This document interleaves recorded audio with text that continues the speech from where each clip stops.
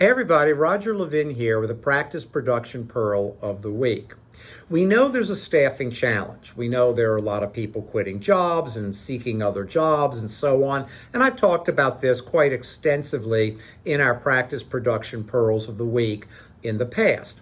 Today I want to talk about one little niche of this discussion, which is rehiring, re-recruiting people who have left.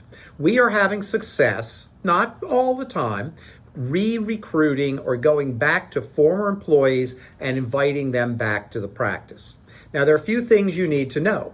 If they left on bad terms, if they felt like they weren't treated well, they're not coming back for any price. So if someone gives notice, your attitude should be good for them, they're moving on, bad for me, I've got to go through the hiring process and the training process, but let us leave with the best relationship that we can. Or as somebody once said, will you still feel like you could call that person on their birthday?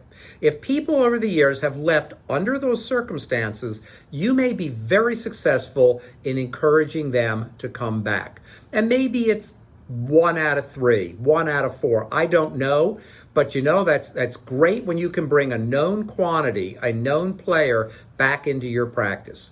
And if you go back to the basics of building a set of values that you commit to and communicate regularly, having a mission or purpose that you talk about all the time, becoming a value mission-based practice and training people, supporting them, asking them how you can make their job in life easier, then guess what? You're going to have people who want to come back because the reason they may have left originally was not a negative reason. Maybe they needed to make a little more money. Maybe it was too far from home. Maybe they had childcare issues. We don't know necessarily, but you go back to them and invite them back with certain benefits, and you'll be surprised. Some of them will absolutely think it's wonderful to be able to come back into the practice. As always, I wish you increased practice production every year.